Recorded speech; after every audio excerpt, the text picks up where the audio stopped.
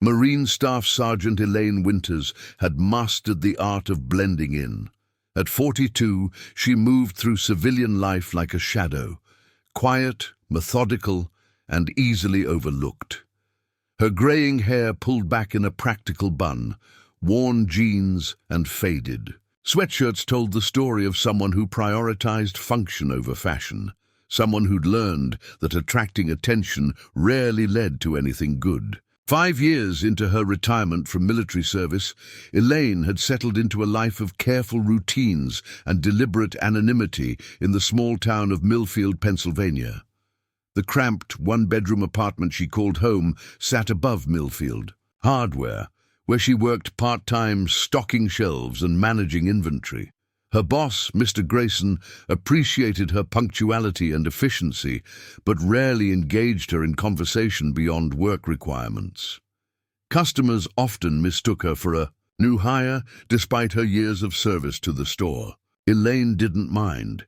Invisibility had become her comfort zone, a shield against the chaos that had defined her military career. Every morning began the same, a 5 a.m. run regardless of weather, a protein shake, and precisely 45 minutes of stretching before her shift.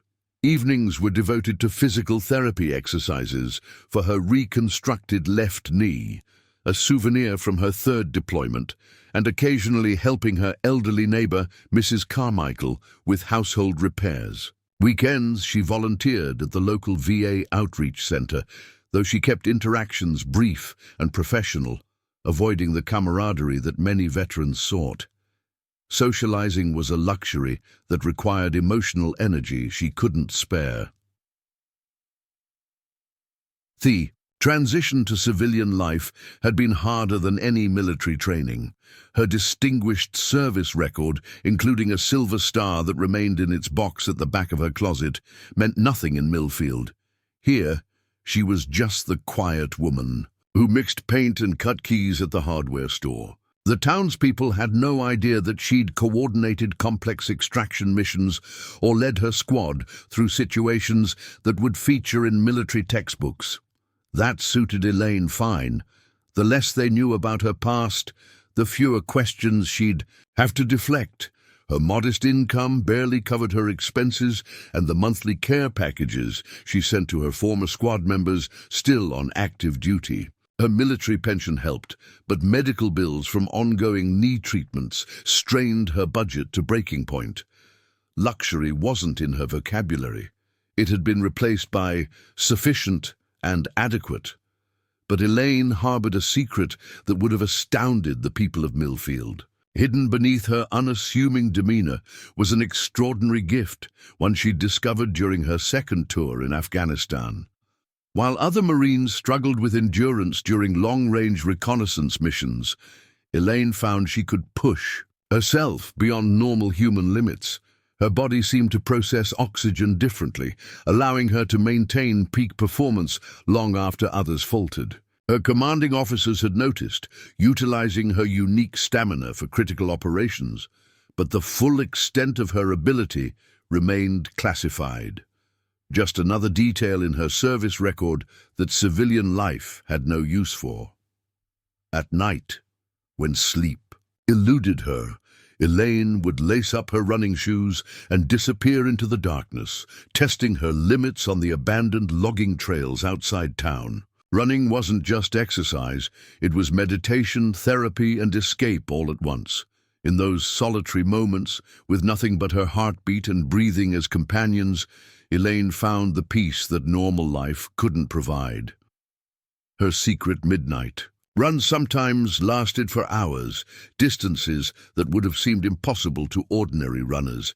Yet she'd return home barely winded, her mind finally quiet enough for a few hours of dreamless sleep. The revelation came on a drizzly Tuesday afternoon. Elaine was restocking the fastener aisle when she overheard 2 customers discussing the upcoming Millfield Marathon, an annual charity event that raised funds for the local children's hospital. The conversation wouldn't normally have caught her attention, but the mention of a $5,000 prize for breaking the course record made her pause mid-inventory. "Nobody's touched that record in 15 years, said one man, flipping through plumbing fixtures. "That professional runner, what was his name, set it back when the course was even harder." "Devin Morris," his companion replied, "Olympic alternate. Nobody from a small town like this will ever come close. The prize money's just for show, $5,000. The sum echoed in Elaine's mind as she mechanically arranged socket wrenches. That amount would cover her knee specialist's consultation, fee, and still leave enough to fix Mrs. Carmichael's leaking roof before winter. The money wasn't just a number. It represented possibilities, breathing room in her suffocating finances. That evening, instead of her usual solitary run, Elaine found herself at the public library, researching the Millfield Marathon.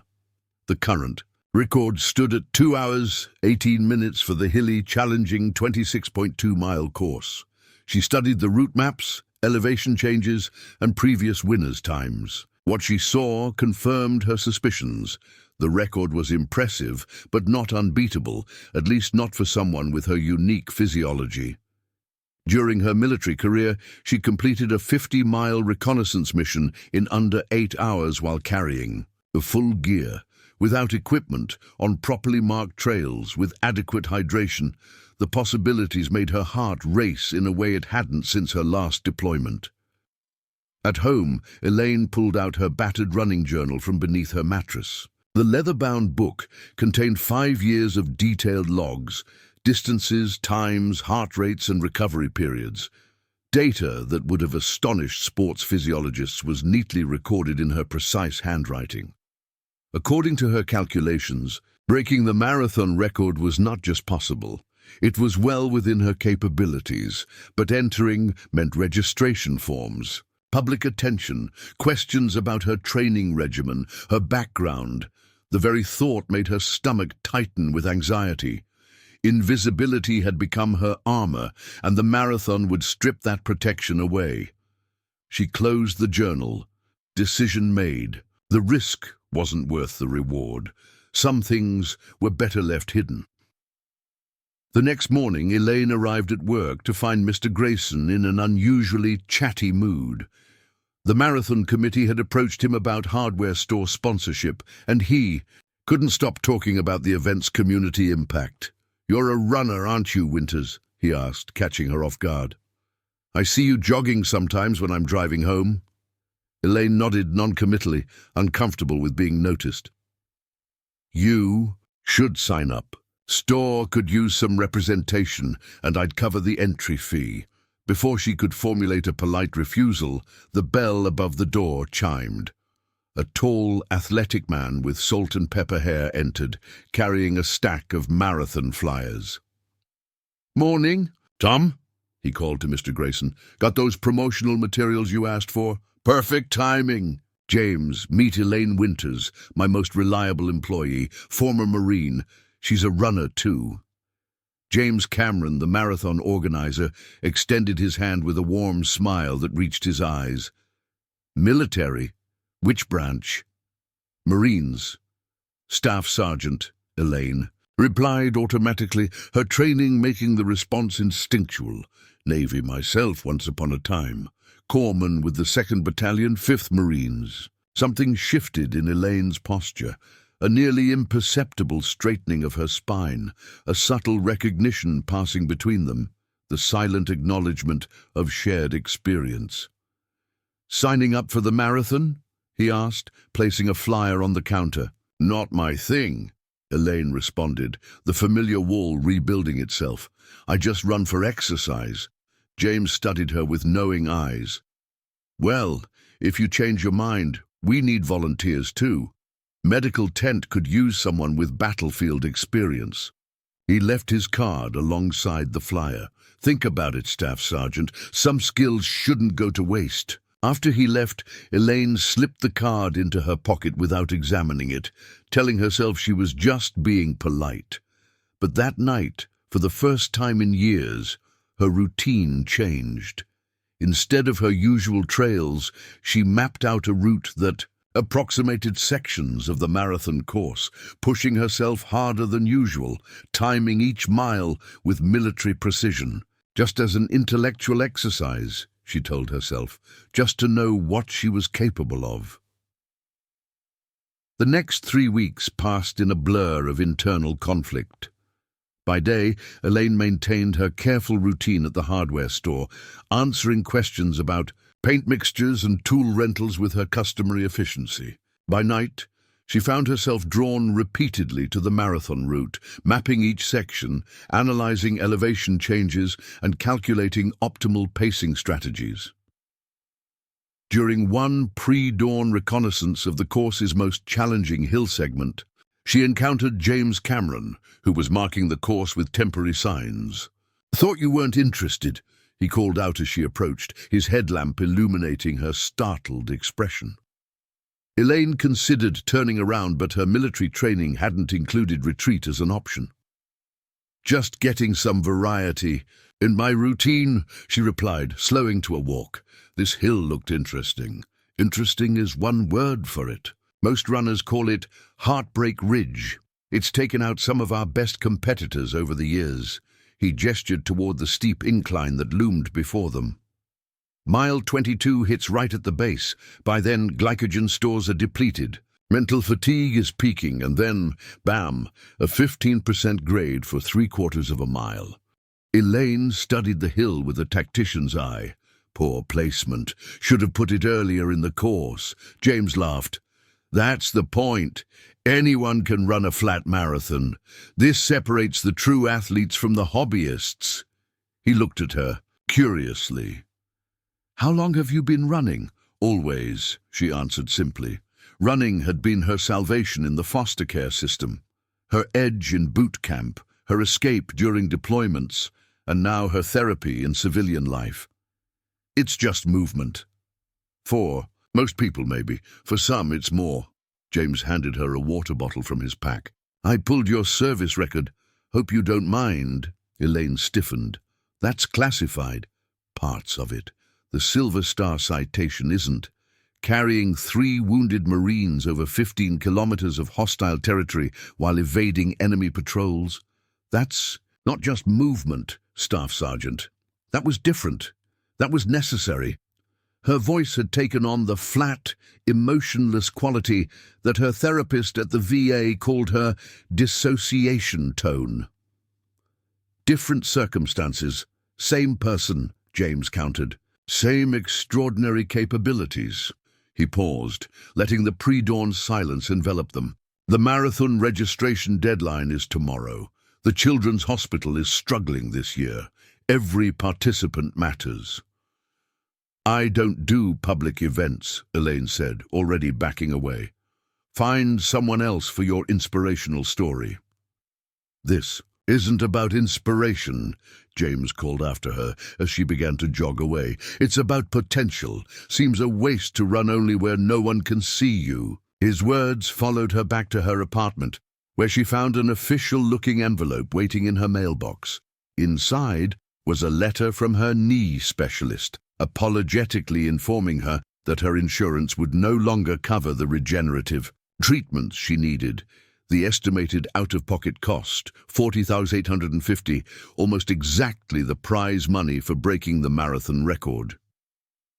That evening, as Elaine performed her physical therapy exercises, Mrs. Carmichael knocked on her door, bringing a slice of homemade pie and worried news. The building owner was raising their rent by $200 monthly, effective in 60 days.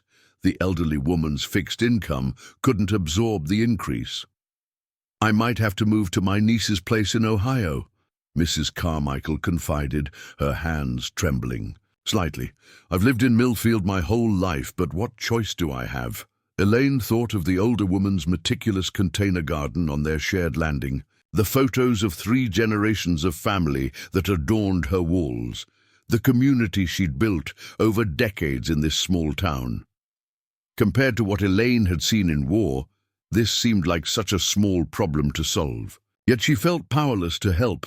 After Mrs. Carmichael left, Elaine pulled out her laptop and navigated to the Millfield Marathon registration page.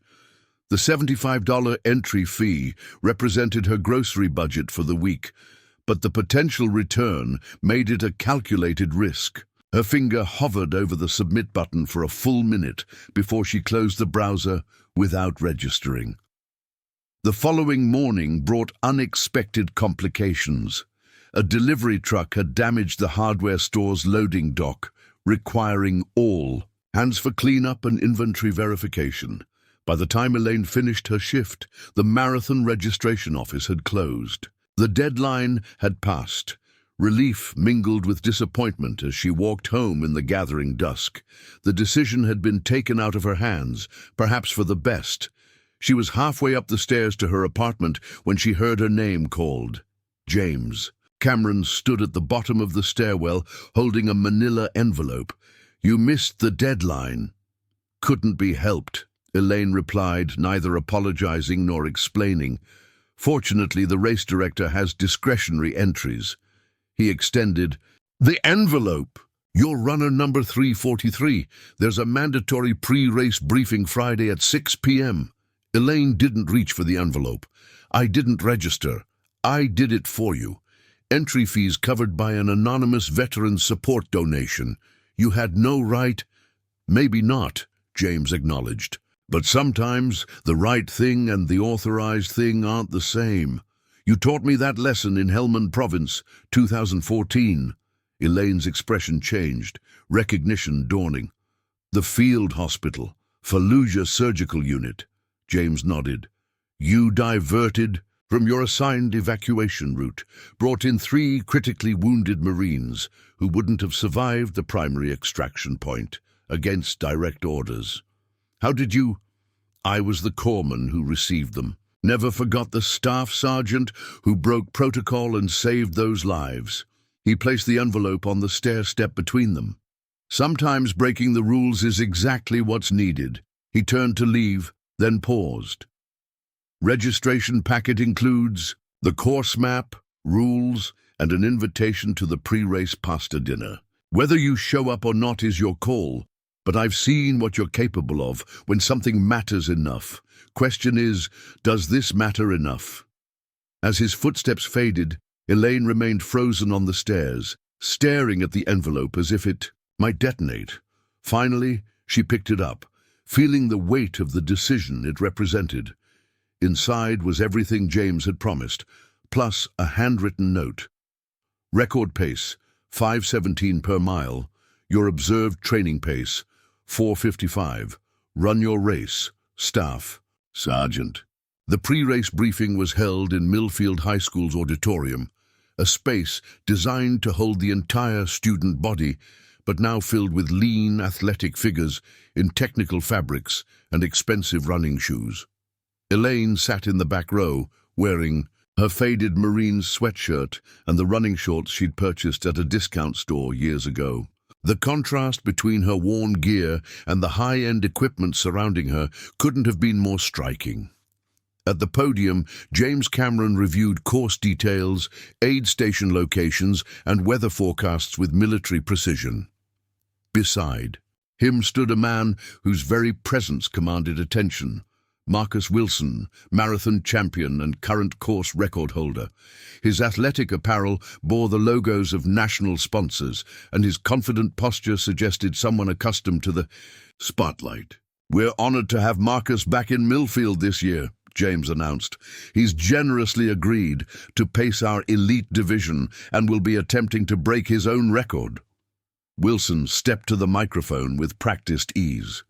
"It's great to be back where my career began. 15 years is a long time for a record to stand, but I'm confident it will remain unbroken for another 15. His smile was camera-ready, his tone conveying absolute certainty. A ripple of whispers spread through the auditorium as runners nudged each other, pointing toward a group seated near the front, men and women wearing matching jackets emblazoned with Northeast Elite Running Team. Their presence elevated the event from small-town charity race to legitimate competition. Among them, a tall woman with a sleek ponytail and determined expression seemed particularly focused on Wilson's every word. "That's Diana Chen," murmured, a runner seated next to Elaine. 3-time Olympic qualifier. Word is, she's been training specifically for this course for months. As the briefing concluded, volunteers distributed race packets containing bibs, timing chips, and commemorative T-shirts. When Elaine approached the table, the volunteer glanced at her registration information and did a double take. "You're in the elite wave." The young woman sounded skeptical, eyeing Elaine's worn attire. "There must be a mistake," Elaine replied, uncomfortable with the designation. "No mistake," James interrupted, appearing beside her. "Staff Sergeant Winters qualified." With her submission time, he handed her a special red bib with her number and "Elite" printed across the top. Elaine lowered her voice. "I never submitted a qualifying time. I estimated one based on what I've observed," James replied quietly. "You've earned this position. Trust me." Before she could protest further, a commotion near the doorway drew their attention. Marcus Wilson was surrounded by admirers seeking autographs and selfies, his entourage creating a buffer between him and the ordinary participants. Beside him stood a sleek, corporate-looking woman, introducing him to local sponsors and VIPs. His agent, James explained, Rebecca Sloan, former marathon runner herself until an injury sidelined her. Now she manages elite athletes and makes sure everyone knows it. As if sensing their attention, Sloan glanced their way. Her gaze traveled over Elaine with dismissive efficiency before returning to her client. Something in that brief assessment, the immediate categorization of Elaine as unworthy of notice, stirred a familiar anger in the former Marine's chest.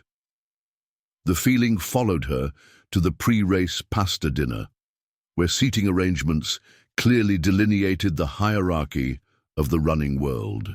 Elite athletes and sponsors occupied tables near the front, local officials and race organizers in the middle, and ordinary participants filled the remaining spaces. Elaine took a seat at the furthest table, beside an elderly man whose race bib identified him as a 20-year participant. "First marathon?" he asked kindly, noticing her discomfort. "Is it that obvious?" He chuckled. "Everyone looks nervous their first time. I'm Howard Jenkins, 68 years young and running my 21st Millfield Marathon tomorrow.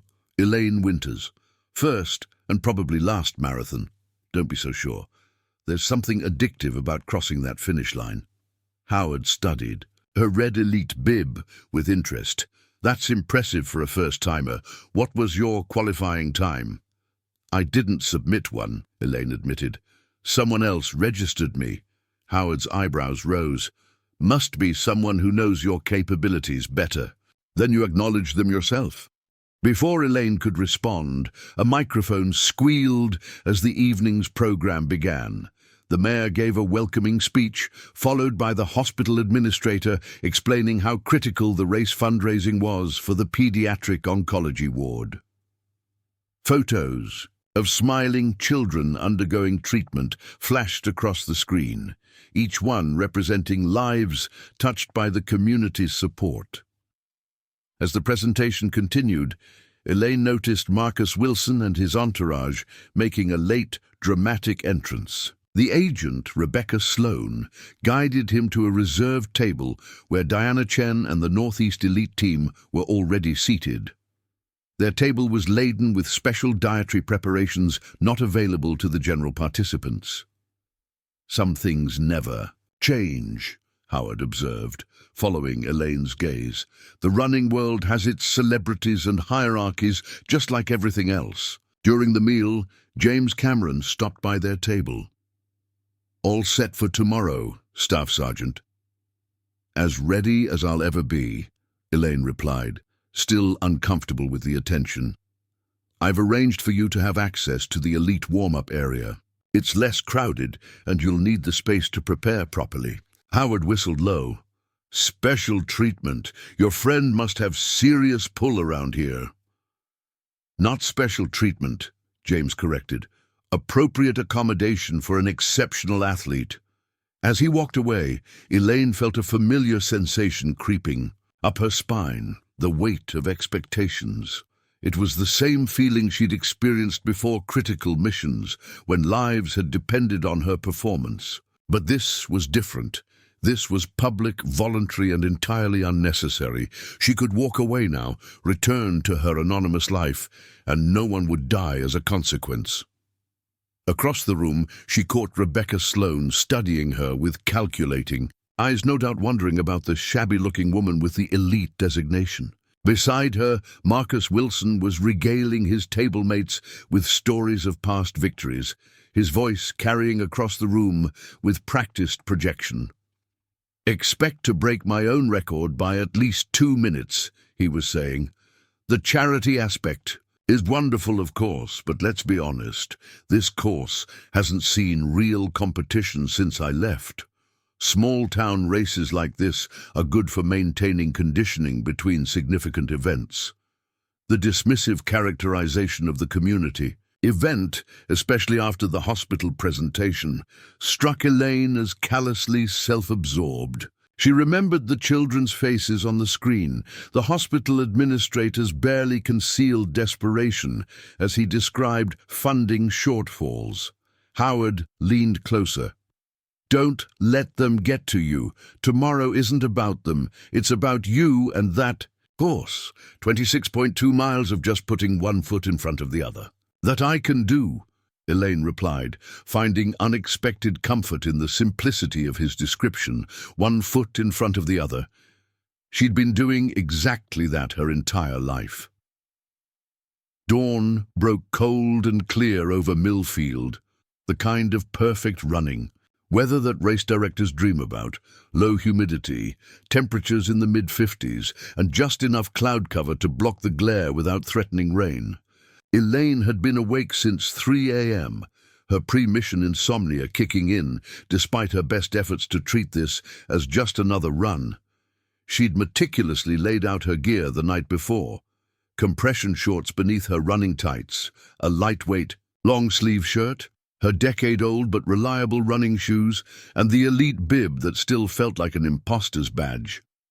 The starting area buzzed with pre-race energy, runners performing elaborate warm-up routines, volunteers arranging water, stations, and spectators claiming prime viewing spots along the fence line. Elaine bypassed the General Assembly area, following James's instructions to the elite warm-up zone, a cordoned-off section near the starting line with private portable toilets and sheltered stretching areas.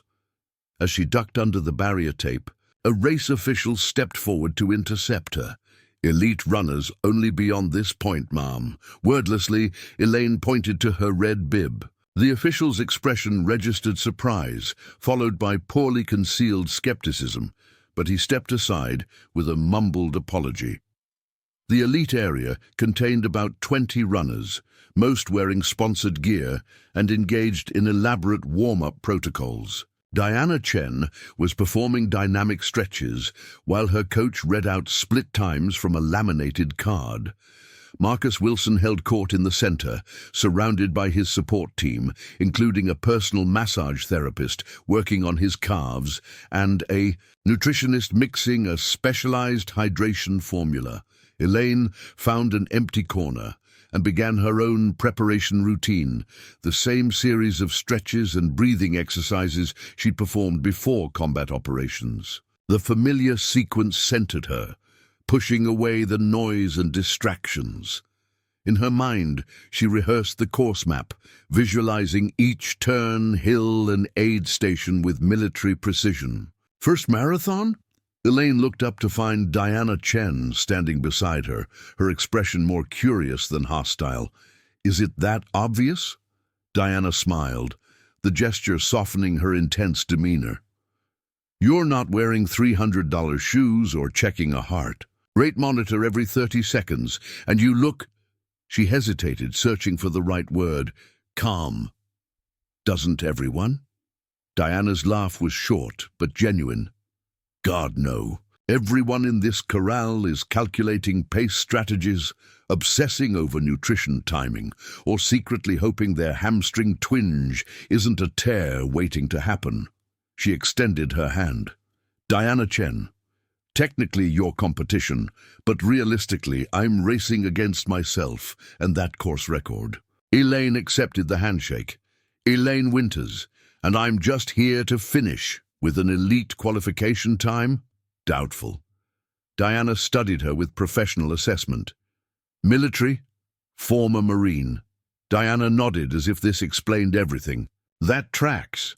You have that 1,000-yard focus. Good luck out there. This course is trickier than it looks on paper. As Diana returned to her team, Elaine noticed Rebecca Sloan watching their interaction with narrowed eyes. The agent whispered something to Marcus Wilson, who glanced over with amused disbelief before returning to his preparations. James appeared at Elaine's side, carrying a small duffel bag. Final equipment check? Nothing to check. I travel light. He frowned. You're not carrying any nutrition. It's 26.2 miles, Staff Sergeant. I'll use the aid stations. James shook his head and unzipped the duffel, revealing energy gels, electrolyte tablets, and a specialized hydration belt. Standard issue for today's mission, non-negotiable.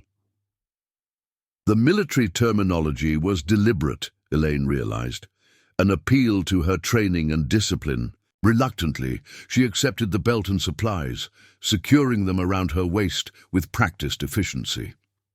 Course intel updates, James continued, slipping into the role of mission briefer. Wind from the northwest at 7 knots. Temperature expected to rise to 62 by your projected finish time. First 3 aid stations fully equipped. 4th has reported supply delays but will be operational. Optimal hydration protocol is 4 ounces every 20 minutes with electrolyte supplementation at miles 10, 15, and 20. Despite herself, Elaine felt a smile tugging at her lips. You've been waiting to do that, haven't you? Since I recognized you at the hardware store, he admitted. Some habits never fade. A loudspeaker announcement called the elite runners to the starting line. As Elaine moved forward with the group, she became acutely aware of the stares and whispers. In her simple black tights and plain shirt, without team affiliations or sponsor logos, she stood out like a sore thumb among the technicolor peacocks of professional running. The elite wave consisted of just 22 runners positioned at the very front of nearly 800 participants. Race officials directed them to their assigned starting positions, with Marcus Wilson prominently placed in the center of the front line. Diana Chen and her Northeast elite teammates lined up directly behind him. Elaine was directed to the far edge of the second row, a placement that suggested the officials didn't expect her to be a factor in the race outcome. As the runners settled into position, Marcus Wilson's voice carried clearly over the pre-race murmurs. "Who's the charity case in the elite corral?" he asked his agent, loudly enough for those nearby to hear.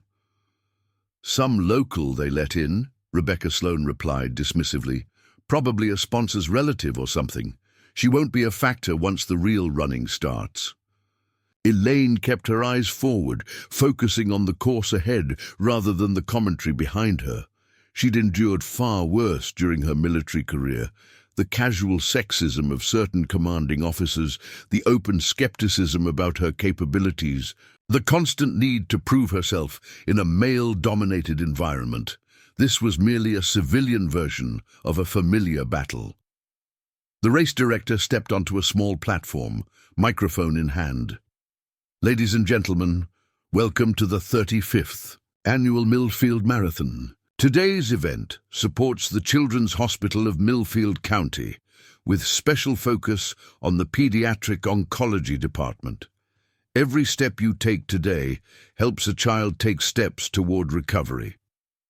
He continued with acknowledgements of sponsors, local officials and special guests, but Elaine had already entered her pre-mission mental state, a calm, focused readiness where external distractions faded and objectives became crystal clear. In her mind, the marathon had transformed from a public spectacle into a tactical problem.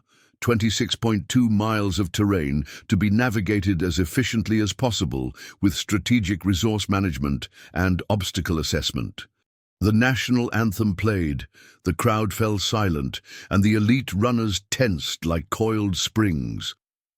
Elaine took a final deep breath, settling into the familiar space where her extraordinary endurance had always lived, waiting, patient and powerful. Ready to be unleashed, the starting gun fired.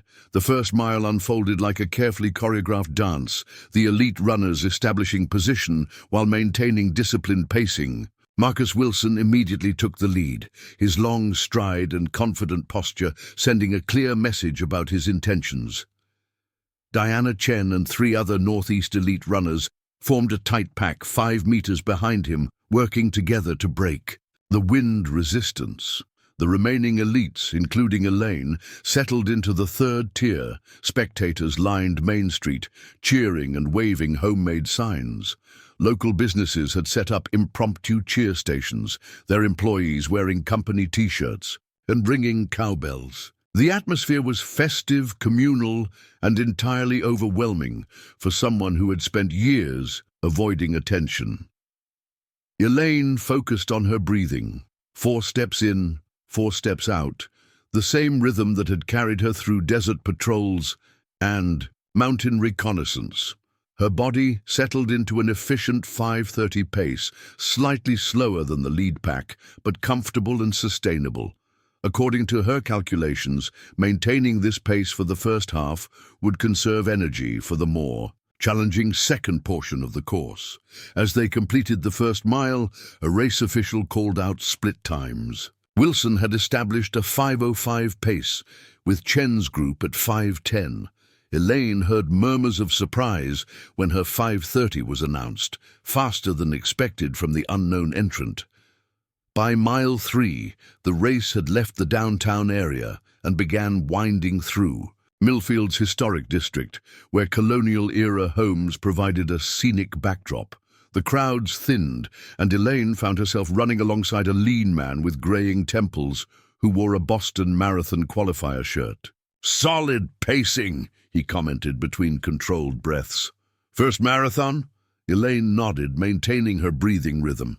"You're doing everything right," he continued. "The rookies are all up front burning themselves out. They'll hit the wall." Around mile 18. "And the professionals?" Elaine asked. "Wilson's showing off. He'll settle into record pace once the cameras thin out. Chen's playing it smart. She's got her eye on the long game." He glanced at Elaine's form with professional assessment. "Military? That obvious," he chuckled. "The posture, the efficiency, the discipline. I work with veteran runners. Name's Phil Gentry, running coach at Westridge University." "Elaine Winters. I know. Your bib caused quite a stir in the officials' tent this morning." James Cameron vouched. "And for your qualification personally." Before Elaine could respond, they reached the 4th mile marker and the first major hill of the course. Phil picked up his pace slightly. "Good running with you, Winters. See you at the finish line." The hill represented the first strategic decision point of the race. Many runners attacked it aggressively, wanting to maintain their pace despite the elevation. Elaine took a different approach, shortening her stride and maintaining her energy. Output rather than her speed, a technique she'd perfected during mountain operations. The pace slowed naturally, but her breathing remained controlled and her energy expenditure constant. At the summit, she was surprised to find she'd passed several elite runners who had burned too much glycogen on the climb. The downhill portion allowed her to lengthen her stride again, picking up speed without additional effort. By mile 6, she had moved into 8th position overall, though still well behind Wilson and the Northeast Elite pack. The course turned east onto River Road, a flat stretch that followed Millfield Creek for nearly 4 miles. This section offered Elaine a chance to assess her body systematically, as she'd been trained to do during extended operations. Heart rate, elevated but within optimal range. Breathing, controlled and rhythmic. Legs, showing no early signs of fatigue. Hydration, beginning to register minor thirst signals. Following James's instructions, she took her first energy gel at mile 7 and maintained regular water intake at each aid station. The morning sun had risen higher, warming the air to the mid-60s, perfect conditions for someone accustomed to running in far more extreme environments. Around mile 9, Elaine became aware of a television motorcycle tracking her progress. The local news station was covering the race, and her unexpected position among the leaders had drawn their attention. The cameraman gestured for her to smile or wave, but Elaine maintained her focus forward, treating the media presence as just another terrain feature to be navigated. The 10th mile brought the race through Millfield University's campus, where students had organized one of the most enthusiastic cheer sections on the course. They banged drums, blasted music, and held signs with encouraging slogans and inside jokes for regular participants. As Elaine passed, their cheers took on a questioning tone. This unfamiliar runner in the elite mix sparked curiosity. "Who's that?" "Number 343. She's keeping up with the pros." The commentary washed over her, unabsorbed, as she maintained her tactical focus on the course ahead. The halfway timing mat approached, representing a significant psychological milestone. For most marathoners, for Elaine, it was simply another checkpoint in a long-established mission protocol. As she crossed the timing mat, the announcer's voice echoed through nearby speakers. "Elite runner number 343, Elaine Winters, crossing the halfway point at 1:11:45, currently in 7th position overall and 3rd among women. Unexpected development in today's race." The announcement triggered a flurry of activity among the media teams. A race official on a bicycle pulled alongside her briefly. "Ms. Winters, the press would like to know your running background. Which team do you represent?" "No team," Elaine replied shortly, maintaining her cadence. "Previous marathons?" "Qualifying." "Events?" "None." The official looked surprised, but made a note before pedaling ahead to report this information. Within minutes, Elaine could hear the course announcers sharing this news with spectators. Elaine Winters, currently in 7th place, is running her first marathon ever. The former Marine has no professional training or team affiliation. The Yatusi revelation spread quickly along the course. As Elaine approached mile 14, spectators began calling her name specifically, their cheers taking on a different quality, the special enthusiasm reserved for underdogs and dark horses. Ahead, she could see signs of struggle in the 4th and 5th place runners, their form deteriorating as fatigue set in. The gap between Elaine and the lead pack had stabilized at about 90 seconds, not closing but not widening either. According to the race mathematics she'd calculated, maintaining her current pace would place her well under the women's course record. Though still behind Marcus Wilson's overall mark, the thought had barely formed when she caught sight of a runner ahead, stumbling slightly, their rhythm broken. One of the Northeast Elite team members was hitting the wall earlier than expected, their shoulders slumping and stride shortening. Elaine passed them without changing her pace, moving into 6th position overall. The race was entering its most critical phase, the point where training and preparation faced their greatest test against the body's increasing protests. For most runners, the real marathon began at mile 16. For Elaine Winters, it was simply the continuation of what she'd been doing her entire life, enduring beyond normal human limits. By mile 18, the true character of the marathon revealed itself. The carefully managed energy systems of even elite runners began to falter as glycogen stores depleted and muscle fibers accumulated microscopic damage. The smooth, efficient gaits of the early miles gave way to determined grimaces and increasingly labored breathing. This was the point where marathons were won or lost, not by speed, but by who could best manage the inevitable decline. Elaine approached this critical juncture with the same methodical assessment she'd applied to combat situations. Her quadriceps showed early fatigue indicators, particularly in the left leg, where her old knee injury created subtle compensation patterns. Core temperature had elevated by approximately 2 degrees. Optimal hydration balance was becoming more difficult to maintain as sweat rate increased. These were all expected parameters, well within the operational limits she'd established during training. What surprised her was her relative position in the race. The electronic timing boards at mile 18 showed her in 5th place overall, 3rd among women. The Northeast elite team's carefully orchestrated pack strategy had disintegrated as individual physiological limits asserted themselves. Only Diana Chen had maintained position, running steadily in 2nd place overall behind Marcus Wilson, whose lead had shrunk from 90 seconds at the halfway point to just over a minute. As Elaine passed the 18-mile aid station, she caught sight of James Cameron waiting with fresh supplies. Unlike the other elite runners with elaborate support teams, Elaine had only James, who handed her a specialized electrolyte solution while providing a tactical update. Wilson slowing. His last mile split was 5:22, down from his earlier 5:05. Pace. Chen is maintaining 5:15 consistently. You've negative split every mile since 14, current pace 5:18 and holding steady. Elaine absorbed this information without breaking stride. Heartbreak Ridge, 2 miles ahead. That's where it all changes. Wilson struggled there during course inspection yesterday, overheard his coach discussing quad fatigue issues. This intelligence update was delivered with the precision of a military briefing, giving Elaine exactly the information she needed without wasted words. She nodded once and continued forward, making minor adjustments to her gait to accommodate the early warning signs from her quadriceps. Mile 19 brought the runners through Millfield's industrial district, a less scenic portion of the course, with fewer spectators.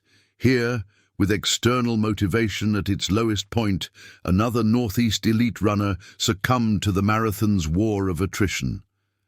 Elaine passed him without comment, moving into 4th position overall.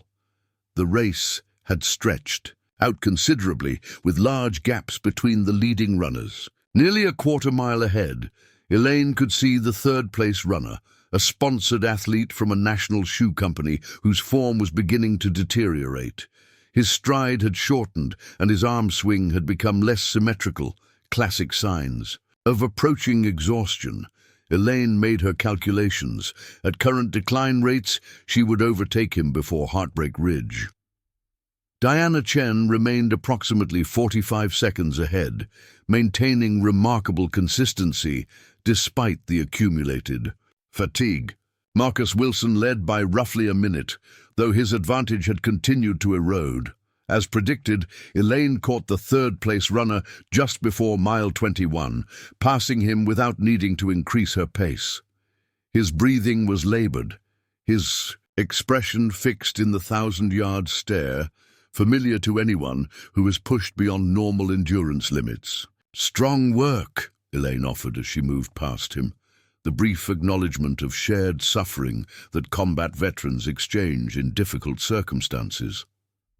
The base of Heartbreak Ridge loomed ahead, a deceptively gradual incline that steepened significantly around each bend. Even from a distance, Elaine could see Diana Chen's previously metronomic stride beginning to falter on the lower slopes.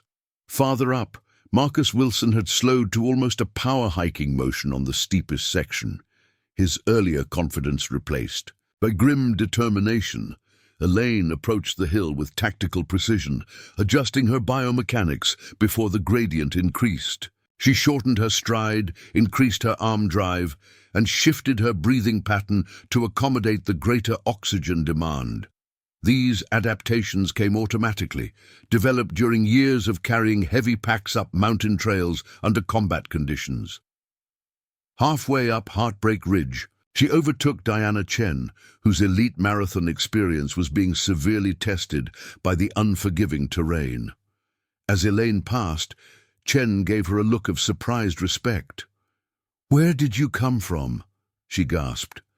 "Fallujah, originally," Elaine replied, without breaking rhythm, continuing her steady progress up the hill. Near the summit, the gap between Elaine and Marcus Wilson had narrowed to less than 20 seconds. The record holder was struggling visibly, his earlier fluid movement replaced by the choppy, inefficient gait of someone fighting against his body's demands to stop. His support team waited at the crest with emergency supplies and encouragement. Rebecca Sloan shouting into his ear as he approached, "Don't let her catch you. She's nobody, just some local charity case." Wilson glanced back, genuine alarm crossing his features when he registered how close Elaine had come. His coach barked instructions about form correction and mental focus, but the physiological realities of 22 hard miles couldn't be overcome by technique adjustments alone. As Elaine crested the hill, maintaining her methodical pace, the marathon entered a new tactical phase. The remaining 4.2 miles contained mostly gentle downhills and flat sections, terrain that favored efficient energy conservation over raw power. Wilson held a 15-second lead, but his form continued to deteriorate, while Elaine's remained remarkably consistent. The spectator presence increased dramatically for the final miles, with cheering crowds lining both sides of the course. Most had expected to see Marcus Wilson cruising to another record-breaking victory. Instead, they witnessed something far more compelling. The unheralded newcomer steadily gaining ground on the celebrated champion with each passing quarter-mile. Local news crews repositioned their cameras to capture this unexpected development. The race announcer's voice crackled through speakers set up along the final miles. "Ladies and gentlemen, we're witnessing an extraordinary turn of events. Marcus Wilson is leading but showing signs of distress, while first-time marathoner Elaine Winters has moved into second place overall and continues to close the gap. At mile 24, Wilson's lead had shrunk to 8 seconds. His support team had mobilized to different points along the final stretch, shouting encouragement and splits. Rebecca Sloan's voice cut through the crowd noise as Elaine passed. "Who does she think she is? She's ruining everything." The comment barely registered in Elaine's consciousness. Her world had narrowed to the essential elements of running: breath, footfall, heartbeat, the rhythmic coordination of muscles and nerves that propelled her forward. The marathon had become a mission with clear objectives and execution parameters. Everything else was simply environmental data to be processed and filtered. With just over a mile remaining, Elaine caught her first glimpse of the finish area. A dramatic setup in Millfield Central Park, with grandstands, sponsor banners and timing equipment. The sight triggered a neurological response honed through military training. The final push, the commitment of remaining resources to secure the objective. At mile 25, she drew even with Marcus Wilson. For a brief moment, they ran shoulder to shoulder. The sponsored professional and the unknown veteran, their contrasting styles evident even to casual observers. Wilson's expression reflected disbelief and mounting desperation. He attempted to accelerate, calling on reserves that had already been depleted. "You can't," he gasped, the remainder of his protest lost as Elaine maintained her unwavering pace and gradually pulled ahead. The final half-mile unfolded before a growing crowd, as spectators recognized they were witnessing something historic. The local underdog, the unsponsored newcomer in ordinary running clothes, was overtaking one of the sport's recognized stars. The cheering intensified, the crowd noise swelling to a roar that followed Elaine like a wave as she opened a gap of 10 meters, then 20, then 30. The final quarter-mile stretched before Elaine like a runway illuminated by camera flashes and lined with thunderous applause. Behind her, Marcus Wilson fought desperately to close the gap, his face contorted with effort and disbelief. The perfect narrative he and his team had constructed, the triumphant return of the champion to break his own record, was unraveling with each step Elaine took toward the finish line. The grandstands came alive as the race announcer's voice cracked with excitement. "Ladies and gentlemen, we are witnessing something extraordinary. Elaine Winters, first-time marathoner, former Marine with no professional training or sponsorship, is about to win the Millfield Marathon." Time compressed. In the way it often did during critical missions, Elaine's perception slowing while her body maintained its relentless forward motion. She registered details with hyper-clarity. The digital clock above the finish line, ticking toward a new course record, the expressions of astonishment on officials' faces, James Cameron's quiet smile of vindication at the edge of the finish area, and Howard Jenkins in the grandstand, the elderly marathoner on his feet, cheering with unexpected vigor. 200 meters from the finish, Elaine allowed herself a momentary assessment. Her body remained remarkably functional, despite covering over 26 miles at elite pace. The knee that doctors had reconstructed after her final deployment reported only standard discomfort rather than the sharp pain that had once threatened her mobility. Her breathing, while labored, maintained the disciplined rhythm she'd established. Hours earlier, the finish chute narrowed, guiding her toward the timing mat and ceremonial tape. Race officials scrambled to prepare for her arrival. The winner's tape had been positioned with the expectation that Marcus Wilson would reach it. Several minutes later, a volunteer rushed forward with the banner, just as Elaine made her final approach. As she crossed the line, breaking the tape with outstretched arms, the clock displayed 2:16:43, 1 minute and 37 seconds faster than the previous course record. The crowd's reaction was seismic, a roar that seemed to shake the grandstands. For someone who had spent years avoiding attention, the wave of sound and energy was almost overwhelming. Volunteers moved forward to drape a finisher's medal around her neck and wrap a thermal blanket over her shoulders. A water bottle was pressed into her hands. Through it all, Elaine maintained the same quiet composure that had characterized her entire race, acknowledging the congratulations with brief nods while her system began the careful process of recovery. 53. Seconds later, Marcus Wilson crossed the line, his face a complex mixture of exhaustion and humiliation. Rebecca Sloan immediately surrounded him with a protective buffer of team members, deflecting media and shielding him from cameras. His second-place finish in a personal best time would have been celebrated under normal circumstances, but today it registered as failure against the unexpected variable of Elaine Winters. The women's podium would be completed by Diana Chen, who maintained her professional composure to finish strong despite being overtaken on Heartbreak Ridge.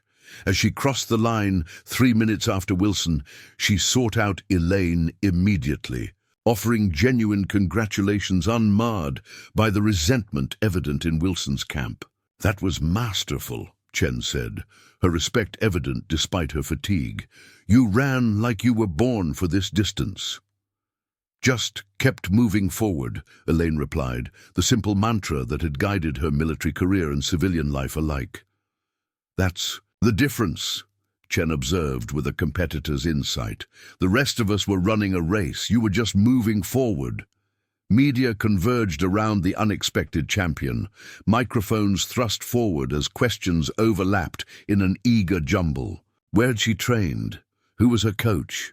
What was her nutritional strategy? Did she plan to turn professional? Would she consider Olympic trials? The barrage of inquiries might have overwhelmed Elaine if not for James Cameron's timely intervention. He stepped between her and the press corps with the practiced authority of someone accustomed to managing chaotic situations. "Staff Sergeant Winters will be available for a brief statement after medical clearance and the official awards ceremony," he announced, creating a pocket of space around Elaine. "Please respect the recovery protocol for all our elite finishers." He guided her toward the medical tent, where race physicians waited to perform standard assessments on top finishers. "You did it," he said quietly, professional composure giving way to genuine awe. "You actually did it." "Mission accomplished," Elaine replied with characteristic understatement, though a rare smile softened her features. The medical assessment revealed what Elaine already knew. Her body had weathered the marathon distance with remarkable efficiency. Heart rate returning to normal parameters within expected recovery curve. Blood pressure elevated but stabilizing. Muscle function tests indicating standard fatigue patterns without signs of severe breakdown. The attending physician, clearly impressed by her rapid recovery metrics, cleared her for the award ceremony with minimal waiting period. As Elaine prepared to face the public again, Rebecca Sloan approached with barely contained fury. The agent had abandoned her client to confront the woman who had disrupted their carefully orchestrated triumph. "Where did you come from?" she demanded, professional veneer cracking to reveal naked hostility. Nobody runs a 2:16 in their first marathon without specialized training. Nobody maintains negative splits on Heartbreak Ridge without course-specific preparation. "I've run farther carrying more," Elaine replied simply. "This was supposed to be Marcus's comeback moment. Do you have any idea what you've done? The sponsorship implications? The media narrative we've been building for months?" James stepped between them, his posture communicating clear boundaries.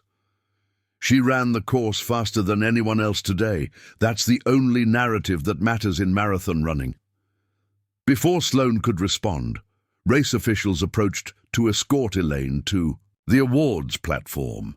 The ceremony would be broadcast live on local television and streamed to running community websites worldwide. The unknown veteran who had shattered the course record was about to step into a spotlight far brighter than anything Millfield had seen before.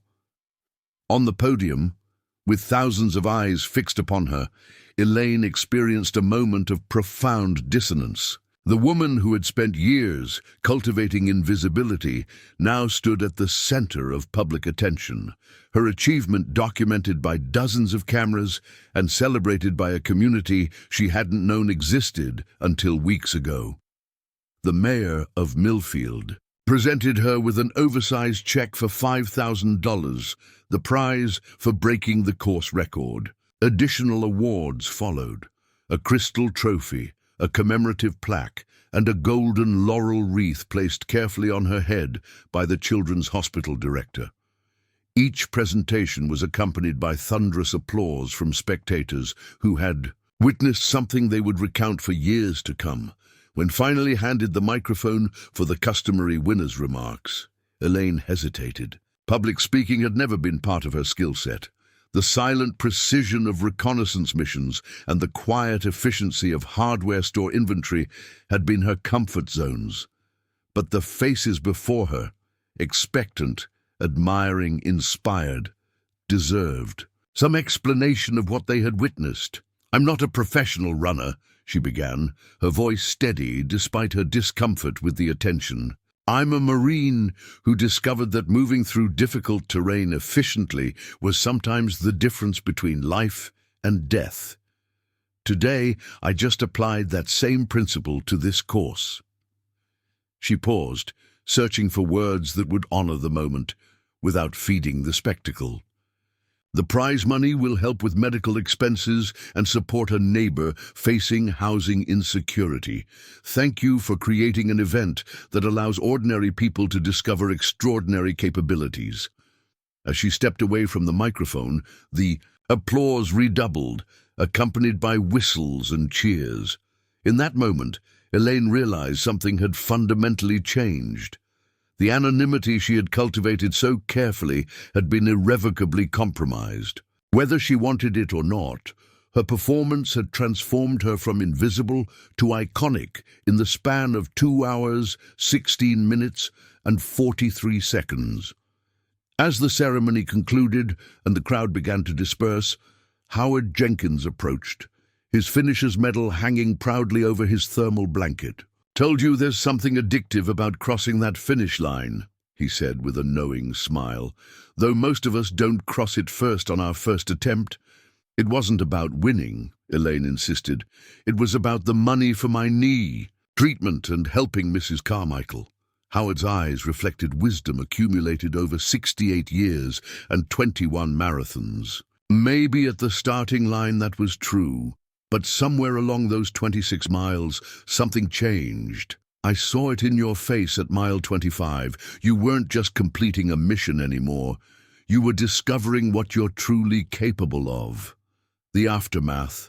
A victory proved more challenging than the race itself. By the following morning, Elaine's story had spread beyond Millfield's borders, picked up by regional sports networks and running publications. Unknown veteran stuns marathon elite, and Marine demolishes course record in debut race dominated headlines. Her quiet life had become public property overnight. Her private journey transformed into an inspirational narrative without her consent. Her phone rang constantly with calls from unknown numbers, sports journalists seeking interviews, running clubs requesting appearances, and sponsors exploring endorsement opportunities. Mr. Grayson called to say the hardware store had received 17 interview requests, and customers were coming in asking specifically for the Marathon Marine. Elaine sat at her small kitchen table, staring at the oversized check propped against the wall. The $5,000 would cover her knee treatments and help Mrs. Carmichael with 3 months of increased rent, exactly as she'd planned. The mission objectives had been achieved with military precision, yet the collateral effects had created an entirely new tactical situation, one she hadn't anticipated and wasn't equipped to navigate.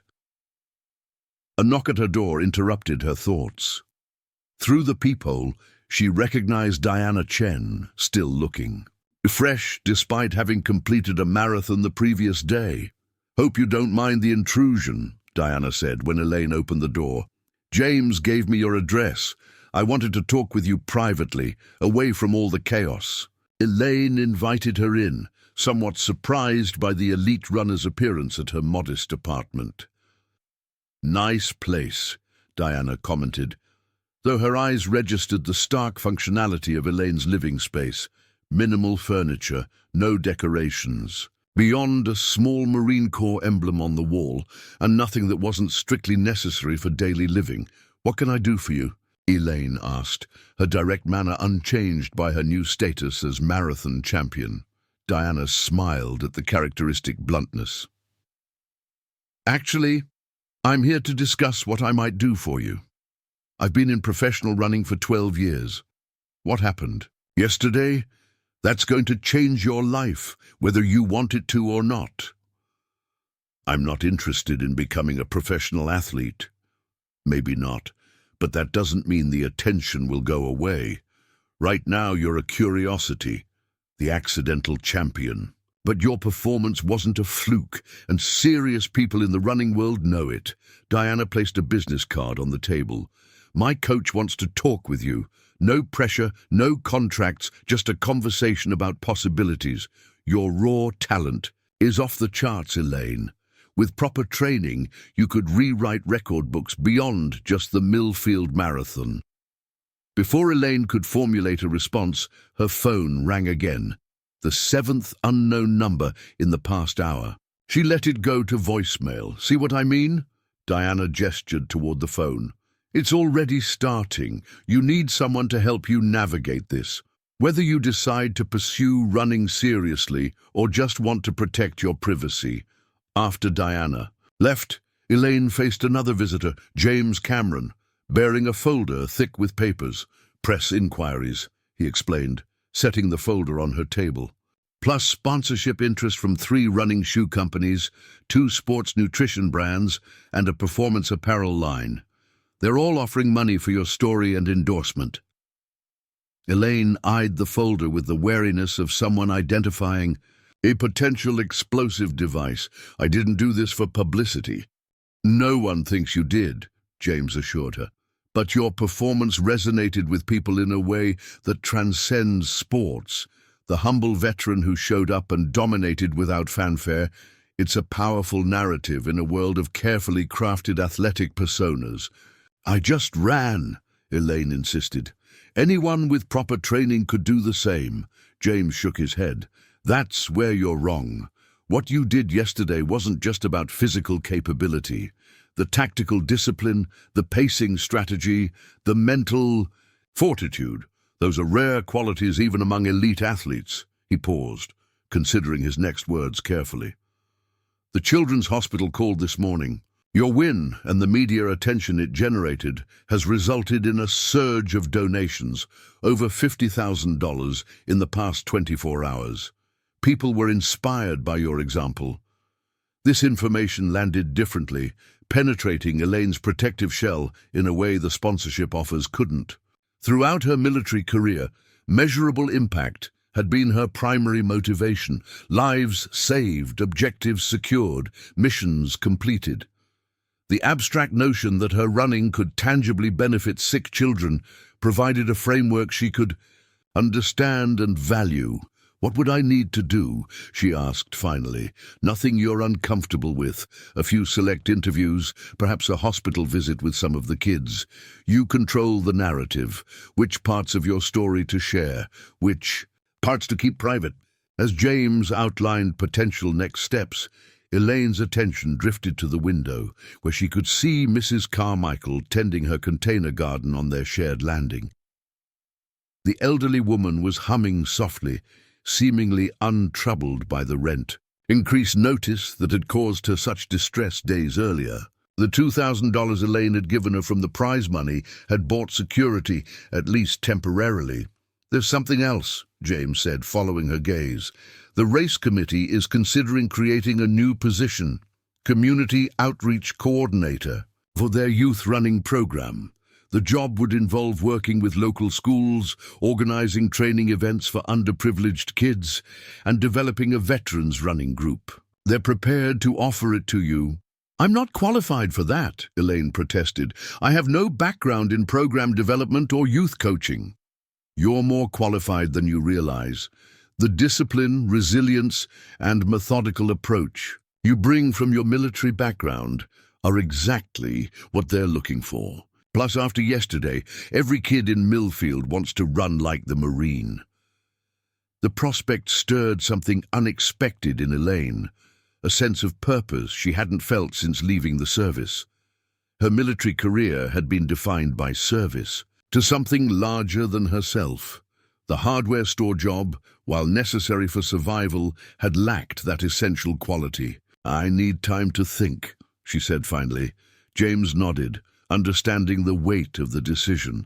"Take all the time you need. But remember, what happened yesterday wasn't an ending. It was a beginning."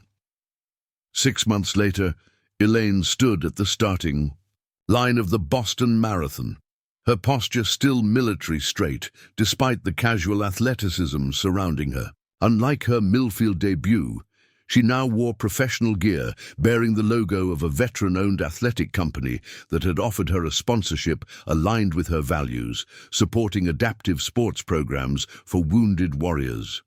Her previously anonymous presence had evolved into something balanced between her natural reserve and her new public role. The transformation hadn't come easily. After weeks of deliberation, Elaine had accepted the community outreach position with the Millfield Marathon Committee, discovering an unexpected talent for connecting with young runners and fellow veterans. Her straightforward approach and genuine disinterest in accolades resonated particularly with teenagers who had grown suspicious of adult pretensions. When Elaine told them to do something, they recognized the voice of someone who had endured far worse than any training regimen could inflict. 3 minutes to start, called the official, prompting final adjustments among the elite runners. Beside Elaine stood Diana Chen, now both competitor and friend.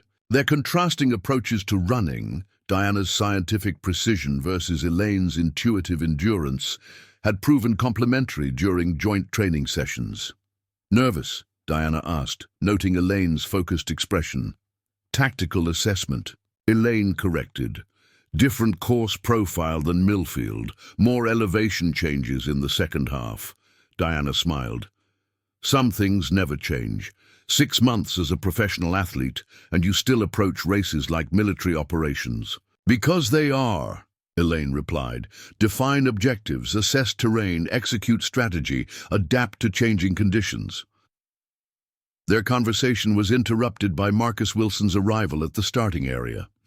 His initial resentment of Elaine's victory had evolved into grudging respect after she'd declined multiple opportunities to disparage him in post-race interviews. His agent, Rebecca Sloan, had been less forgiving, but even she had ceased her public questioning of Elaine's qualifications after witnessing her systematic dominance in subsequent races. Winters, Wilson acknowledged with a professional nod. Ready for a real challenge? Always, Elaine replied, the brief exchange representing a truce between competitors who had recognized their mutual dedication to the sport. As the elite runners took their positions, Elaine spotted familiar faces in the VIP spectator area. Mrs. Carmichael, wearing a Team Elaine hat over her silver hair, sat in a wheelchair specially arranged by the race organizers. Beside her stood Mr. Grayson from the hardware store, who had proudly converted an entire wall of his shop into a display celebrating Millfield's marathon champion. James Cameron stood nearby, now officially Elaine's manager, handling the business aspects of her new career so she could focus on training and community work.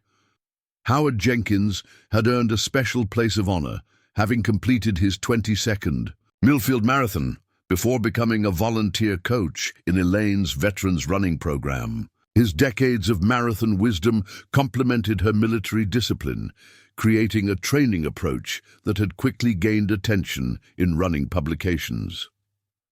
The most meaningful presence, however, was the group of children wearing Pediatric Oncology Unit T-shirts from Millfield Children's Hospital.